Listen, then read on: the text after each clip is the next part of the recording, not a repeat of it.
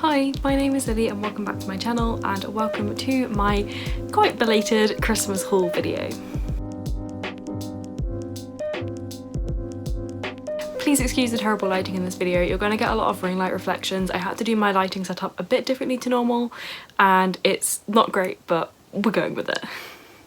So I'm going to be posting my wrap up and other videos for end of year and December a bit late because we had lots to deal with in my family over the Christmas period and after it.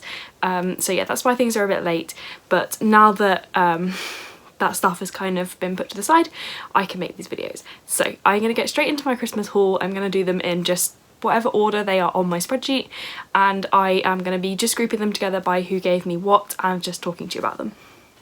So first up, as part of my Christmas present, my boyfriend bought me some books.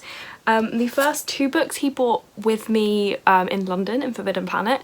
One of them is Mina and the Undead, which is a signed copy from Forbidden Planet. I don't know much about this one except I believe it's about vampires, and I heard really good things from Beth from Books Nest about this, and it just felt like a good way to get out of my comfort zone, try something different, and yeah, I'm really looking forward to it. I love that it's got these, like, they're not sprayed edges because the edges of the pages are all like black, but I love that detailing. And yeah, like I said, I did read the blurb when I put it on my wish list and when I was looking at it in the shop, but I don't really remember what it's about. I just know I think it's about vampires, and it just sounds really interesting from my memory. Then he also bought me the first book in the Firefly novel series. I believe they're original stories based in the Firefly universe with the Firefly characters. So if you've seen the TV series, which is really short because it got cancelled before the first season even finished, I don't believe they're like retelling that season. I think it is like a whole new set of original stories because there was a lot more to be told in this world. Firefly got rather unjustly cancelled very early on, and it is my favourite series. I absolutely love Firefly, and I'm really looking forward to seeing where these books take the characters in the story and how those characters translate to novel form. The final one he decided to buy off of my wish list, and I didn't know he was getting this one, and I'm really excited. I will tell you his justification for it afterwards, but that is the X-Hex, and I know people really love this book and some people really hate this book, so I'm really interested to see where this goes. It is a romance novel with some light fantasy elements to it. I believe it's about a girl who is a witch who tries to hex her ex, I think. I don't really remember. It's one of those where it's just been on my list for so long. But I'm really excited to read this one because I have heard such mixed things, so I can't wait to form my own opinions. But also I'm really into romance at the moment, so I just really want to read more romance. And his reasoning for picking this one was because he liked that the name rhymed and that he saw it had X in the title, so he figured it was a romance, and he knew I'd been reading loads of romance lately, so that's why he got it, and I thought that was really cute and quite funny. Then as part of my present, my boyfriend's parents bought me Piranesi by Susanna Clarke. You might know her for having written Jonathan Strange and Mr. Norrell, I think it's called. I haven't read any of her books before, but this is inspired by Greek mythology. I'm not sure if it's a direct retelling or if it's just an inspiration one, but it is inspired by Greek mythology. I think they probably chose it partly because my boyfriend's family has Greek heritage. They love to read, especially his mum. His mother and I talk about books a lot, and this is one that she really wanted me to read, so that's why she got it. I've heard great things about this. I'm really looking forward to reading it. The next three books were gifted to me by my lovely friend Rosie, and Rosie definitely went overboard, but it was really sweet, and it really made me so happy that we were able to exchange gifts this year and that we got to know each other. We play video games together with another person who has gifted me books who I will talk about later, and so it was just really lovely, and yeah, I felt so honoured that she decided to get me some gifts, and she got me 3 books, which is amazing. The first one I think might have been a recommendation from her, which is why it ended up on my wish list, which is Kim Ji-young, born 1982. This is a South Korean fiction that has been translated. I don't know, yeah, so it's been translated by Jamie Chang, it says on the cover. And this is a contemporary / literary fiction style story about a woman in her 20s, and it talks about the societal misogyny and how society's kind of set up to work against women, and it's told from this woman's perspective in South Korea, and it just sounds really interesting, and I really like reading these kinds of books to find out more about culture in other countries, and especially in the East, because we don't really get to hear a lot about Eastern countries in the West. And so yeah, I'm really intrigued to see what this book shows me about South Korean life, and yeah, I'm just really looking forward to reading it. It's a really short book, so I think I'll be picking up soon because I've been really in the mood for some quick reads lately. Then she also got me Wicked Like Wildfire by Lana Popovich. This is actually from my 30 Before 30 project, and I'm really excited because that means I get to make some more progress with that. This is a fantasy that's meant to be quite lyrical and beautifully written. It's about some sisters who are able to manipulate beauty with their magic, and about how their mother gets brought to the brink of death and they discover that there's some kind of curse connecting them all. And yeah, it's about their magic and how they can use it to save their mother. It's the first in a duology, I think, and I have just heard beautiful things about this writing, and so I'm really looking forward to it because I want to get into more books that have that beautiful writing, because I'd love to be able to incorporate that into my own writing. So yeah, I just can't wait. It was recommended to me originally by Kiana Crystal, and I trust her so much because her book recommendations for lyrical writing are always spot on. And finally we have The Nightingale by Kristen Hanna, which is another one from my 30 Before 30 books project. If you haven't heard about that, I will link it. This one is a historical fiction telling the stories of women throughout World War II, and I've heard it's going to break my heart, so thank you, Rosie, for that.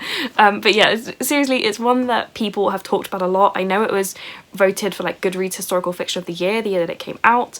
It's just had rave reviews from everyone I know, so I am really, really looking forward to reading this one and finding out what it's all about. Now, the other person that we play video games with is my friend Livy, who, if you've been around here, you've heard me talk about her loads before. She's been on some lives with me, and Livy sent me Defy the Night by Bridget Kemmerer, and I am so happy and so excited.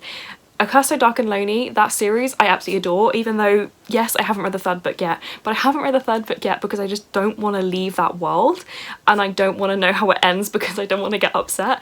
But I just love Bridget Kemmerer's writing, her creativity, and this new book, which is set in a new world, just sounds so good. It's about a world where there is this deadly plague going around and only the rich can afford treatments to cure themselves, and so the king and everyone underneath him have to rule quite fiercely with this, and the female main character realises that the only way that she's able to help the people is to assassinate the king. So it's about her journey trying to assassinate the king, and it sounds so good. I can't wait to give this one a go. And yeah, I love Bridget Kemmerer's writing, so thank you, Livy. And next I was sent a book by the lovely Beth from Books Nest, and she sent me Witherwood. This is one that I did actually put on my list because of Beth as well, and I love it when I put a book on my list because someone else raved about it and then they end up being the one that gifts it to me. I think it's just so cute. And this one she raved about loads, and when Beth really raves about a book that's quite small, I know it's going to be really good. So that I really love finding out about books that people don't talk about as much from people that I trust, and Beth is someone that I trust with recommendations. So yes, she chose Witherwood for me, and I'm really intrigued by this. It sounds somewhat similar to the ideas behind Neverwhere by Neil Gaiman, and also A Darker Shade of Magic by Victoria Schwab. So this one is about a different version of London where there's magic and like February is summertime, and there's all these different factions. I think there's 6 different factions who have this accords to keep peace in London, but then the head of the changelings is going rogue and it's threatening the peace. Then you have this woman who is living in our version of London who has never felt like she could fit and is believed to be a changeling, who suddenly gets dragged through a portal into Witherwood, which is the other version of London, and starts to feel like she belongs, but finds out that there's a lot of bad going on here. And I just love that kind of element. I've always loved these ones where it's like alternative universes, but not the kind of alternative universes where it's like, oh, if you made a different decision in that universe, I mean like London but magic. I love it. So I'm really looking forward to trying this one. I've said that about every single one of these books, but yeah, I'm really intrigued by this idea. It's the first in a series. I can't remember if it's a trilogy or if it's more or if it's less, but I think it's a series. And yeah, if I love it, then obviously I'm going to be reading the whole series, so yay. Next, I got some books from my lovely friend Ian, who I'm sure I've spoken about loads on the channel as well. The first book Ian sent to me is Felix Ever After by Kaysen Callender, with these beautiful sprayed edges that I just absolutely adore. This is one that I heard was hyped up a lot when it came out and I really wanted to read it, but I just never came around to picking it up, and I left it on my wish list thinking like eventually I'll get it, and now Ian's got it for me, so of course that means I'll be reading it soon. This is about Felix, who is transgender and black and queer, who is kind of trying to live under the radar, but he's facing a lot of transphobia, and one day someone outs him with his dead name and pictures before he transitioned, and basically in this blackmail or cyberbullying plot, he kind of gets caught up in it, but also ends up somehow in a love triangle, it says in the blurb, and I'm really intrigued by this because I've heard it's really emotional but also quite sweet at times as well. I haven't read that many books with trans main characters yet, which I definitely need to fix, so I'm really looking forward to reading Kaysen Callender's book. This is one that I definitely have wanted to read for a really long time, so I'm really, really grateful. And then Ian also bought me Starsight by Brandon Sanderson, which is the second book in the Skyward series. I haven't actually read the first book in the series, and I'd put this on there and kind of forgotten that I put it on there, because I think it was a reminder for me that I'd need to buy the next book. And honestly, I kind of love that when this happens, because now I'm really, really excited to read the book that I have, the first book, because I know I'll be able to immediately read the sequel and I won't have to like be tortured waiting for it. So yeah, I'm actually really happy about this. I plan on reading the first 3 books in a binge in like a week. I don't know when that's going to happen, but I'm hoping maybe next week, maybe possibly. I'm just trying to get this week out of the way because it's been a busy week for me, so I've been reading a lot of romance to cope with how much busyness I've had going on, and so I'm hoping next week I'll be able to dive into some sci-fi. And yeah, I've never read a Brandon Sanderson book before, but this is kind of a space opera sci-fi, so I'm really excited to start there with his writing. Then my friend Vanessa came in with 2 books that actually make me kind of nervous. The first one is It Ends With Us by Colleen Hoover, which I have only heard about through TikTok. I don't know if anyone I know has read it. I've been kind of avoiding hearing what people I know think about it, so that would make sense. This has been hyped up on TikTok, even though it came out in like 2016, I think, so it's just had a resurgence because of TikTok, which is amazing. And people will say it's a romance, other people will say it's not a romance, but there are romantic elements to it, if not, it's more of a contemporary. I believe this one is about abusive relationships and coercive control and stuff like that. I've been told it's going to make me cry a lot, but also part of the reason it makes me so nervous is because the main character is called Lily, and I hate hearing my name. Like, I don't like being called my name, and I think it's going to be really weird for me reading my name in a book. I don't think I've read a book with a main character called Lily before, so it's going to be weird. But I really do want to read this because I want to know why TikTok's hyped it up so much. And everyone has listed it as like the book that made them cry the most in 2021, so good for me. And the other one is also one that TikTok made me intrigued to read, and that is The Hating Game by Sally Thorne. Yes, Sally Thorne. And the reason that I'm actually kind of nervous to read this one is because I have heard some people say it's amazing, rate it 5 stars, and other people absolutely trash it, say it's problematic, and say they hated it. So I'm really nervous about what I'm going to think of it, but I really want to form my own opinions on this book. So I am so looking forward to reading this. So this is about 2 people who work in an office together who are rivals, and basically they agree to go head to head for a promotion, and if the female main character gets it, she'll be the male main character's boss. If she doesn't get it, she's going to quit because she doesn't want to work under him. They've been enemies the whole time he's worked there and she's worked there, and she basically has made friends with everyone in the office except him. So it's an enemies to lovers romance. And some people say it's amazing, the slow burn is amazing, and other people say that the enemies to lovers part is problematic. So I'm really interested to see what I think of this book. So yeah, I'm so pleased that someone bought me these 2 because they're ones that make me nervous. So I might not have ever got them for myself, even though I was intrigued by them. So thank you so much, Vanessa, for getting me these books that are gonna now push me to read them, because I want to read them to let that person know what I think of them. So yeah, that was really appreciated. Next, my sister got me some books for Christmas. The first one is After I Do by Taylor Jenkins Reid. I love Daisy Jones and the Six, so I really wanted to try some more writing from Taylor Jenkins Reid. I haven't read any other popular books, but I wanted to try some of her backlist as well. And this one is about a married couple whose marriage is reaching their breaking point, so they decide to take a year out of their marriage, not talk to each other, not contact each other, and hope that it makes them fall back in love with each other when they see each other again. And it's meant to be very emotional, very moving, and I'm really interested to see where this goes.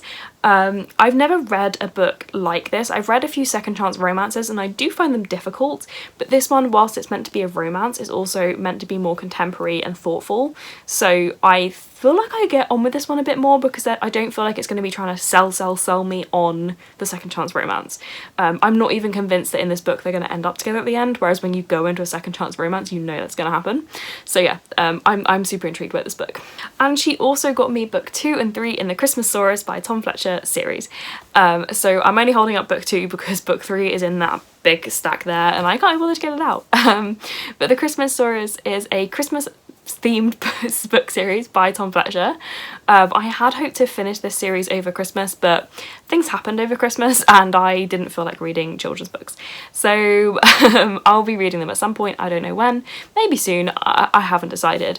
But these are a series about a young boy who asks Santa for a dinosaur for Christmas, and Santa's like, oh, I don't know if I can do that. But the way that it works in the North Pole is that Santa reads out the letters and the egg, then it makes things grow underground and the elves have to go and mine the presents out of the ground. And one day they find a dragon egg and they decide to send him a plushie version of the Christmasaurus, which is it's just the dinosaur egg that they find. But then the real Christmasaurus trades places with the plushie and our little boy gets a real dinosaur for Christmas. I don't really know much about books 2 and 3 and I don't really want to tell you too much about them because I don't want to spoil book 1.